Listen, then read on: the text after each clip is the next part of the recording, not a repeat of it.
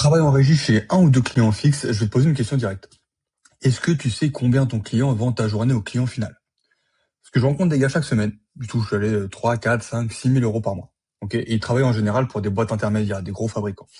Et cette boîte, elle facture ses journées au client final, en moyenne entre 10, 15 jusqu'à 20 000 euros par mois. La même journée, pour le même travail et la même compétence. Simplement, le client final, lui, il a une méthode commerciale, et toi, t'en as pas. Et aujourd'hui, je vais t'expliquer exactement ce que ça te coûte. Juste avant qu'on démarre cette vidéo, je m'appelle Nicolas Cousin et j'accompagne des tuyauteur indépendants à décrocher leur propre chantier en direct et au forfait. Avant de faire ça, j'ai travaillé des années dans la tuyauterie industrielle. Je sais ce que c'est que d'être sur les installations et de bien connaître son métier, de se retrouver quand même dans une situation où il y a quelqu'un d'autre qui va ramasser la mise à la fin. Ce que je vais te montrer aujourd'hui, c'est pas de la théorie, c'est ce que je vois chaque semaine dans les appels que je fais avec des gars qui sont dans ta situation. La régie, c'est simple. Ton client, le donneur d'ordre, l'intermédiaire, il te paye à la journée et au mois. Mettons 350 à 500 euros par jour. Partons sur la base 350. Je l'ai vu plusieurs fois ces derniers jours.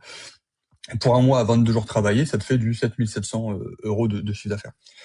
Il enlève tes charges, tu dois être à 6000 à la grosse. Et lui, il fait quoi? En fait, il va revendre ton intervention, ton temps, ce qu'il t'a payé, à son client final. Mais lui, il va pas te revendre à 350 euros.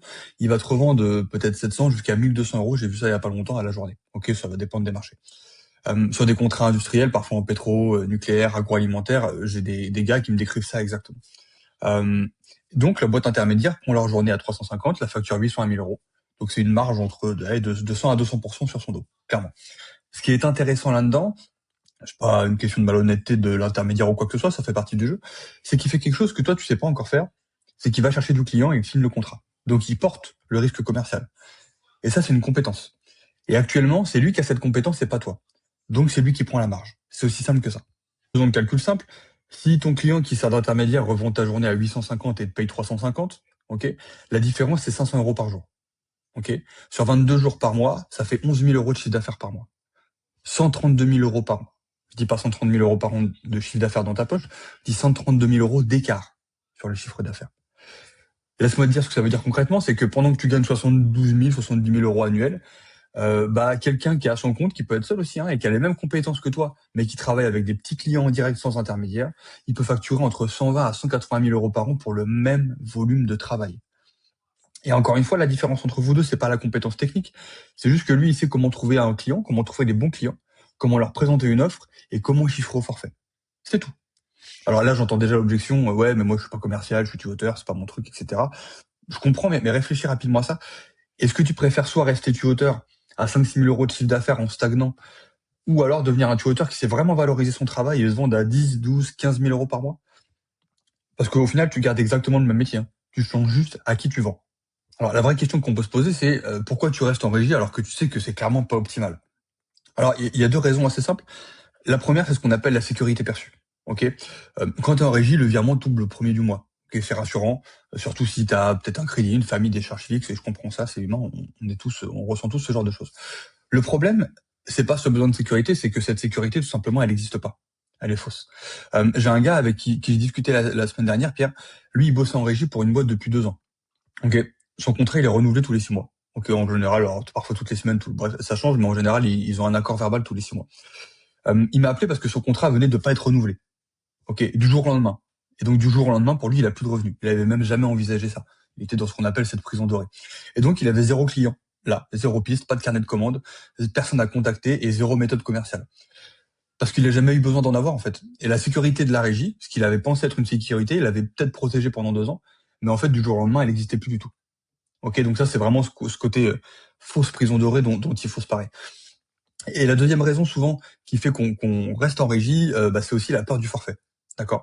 Si tu travailles en régie depuis des années, t'as jamais vraiment appris à chiffrer un chantier au forfait. Et c'est logique, pourquoi tu l'aurais appris? Ton client il te demande tes journées ou ton taux horaire ou un rendement, pas un prix global. Donc aujourd'hui, l'idée de chiffrer pour toi un chantier à 20, 50, 1000 et d'être responsable de ce que ça coûte, ça fait un peu peur. Et c'est normal. Mais voilà clairement ce que je te dis, c'est que le chiffrage au forfait, ça a rien de sorcier. C'est juste une compétence. Personne n'est né avec ça s'apprend. Et une fois que tu as la méthode, c'est même un des trucs les moins compliqués que tu puisses faire dans toute la partie commerciale. Le plus dur, c'est de trouver les clients, mais pour ça, il existe des outils aujourd'hui qui nous aident vraiment bien. Alors, en partant de ce constat-là, qu'est-ce que tu peux faire toi maintenant pour justement passer ce palier et sortir un peu de cette prison dorée? La première chose, c'est la semaine prochaine, demande à ton client intermédiaire, diplomatiquement, ce qu'il facture par journée à tes clients, à ses clients finaux, pardon. Ok. Parfois, il te le dira, d'accord. Mais si tu as accès au bon marché, aux appels dans ton secteur, tu peux voir les prix, tu verras l'écart. Essaye de te renseigner un petit peu sur combien tu as vendu. Deuxième chose que tu peux faire, c'est commence à cartographier les entreprises qui ont besoin de tuyauteur dans ton bassin d'activité. Alors pas des intermédiaires, hein, des clients finaux directs, d'accord. Des petits sites, des petites usines, des plateformes, des brasseries parfois, des stations d'eau. Il y a plein de clients comme ça et j'en oublie des dizaines. Ces clients-là, ils existent et ils ont des besoins permanents. Et souvent, ils préfèrent travailler avec une petite structure qui va être réactive, avec un vrai humain derrière, un interlocuteur, plutôt qu'avec des structures qui soient plus imposantes. Ils vont moins avoir de réactivité. Et ça leur évite aussi de prendre pareil des marges d'intermédiaire. Donc ça, c'est vraiment le premier point ultra important. Troisième chose aussi, c'est que si tu vas aller plus vite, moi j'ai un outil pour ça qui s'appelle la sonde. C'est un outil en gros qui identifie les entreprises cibles dans ton secteur géographique avec le nom du contact que tu dois avoir exact pour passer les commandes avec cette personne-là. Donc pas un directeur général qui sort de je sais où, un RH, etc. Mais ça va vraiment être les personnes cibles. Ça peut être des responsables de maintenance, des chefs de projet. Ça s'adapte en fonction des structures. Mais en gros, on a le contact direct de celui qui signe. D'accord. Ce que tu peux mettre en ayant la bonne méthode, 3, 4, 6, 8 semaines à faire, nous maintenant on le fait en 10 minutes, 10, 15 minutes. Clairement, hein, ce qu'on voit aujourd'hui, c'est que si tu es en régie, il y a quelqu'un qui capture des dizaines de milliers d'euros par mois de marge sur ton travail chaque mois. D'accord. La différence, encore une fois, entre toi et cet intermédiaire, c'est juste la compétence commerciale que t'as pas encore apprise. Ok. Le passage au client direct, c'est pas un saut dans le vide, d'accord. C'est une transition. Ça se fait progressivement. Ça s'organise avec les bons outils et les bonnes méthodes. Si tu veux voir comment on fait concrètement ça avec les tuyauteur que j'accompagne, tu peux me contacter directement dans le lien sous la vidéo YouTube et prendre rendez-vous. Et si tu me suis sur les réseaux, LinkedIn, Instagram, Facebook, je vais mettre le lien en commentaire. Tu peux me contacter directement et on échange par message. À très vite.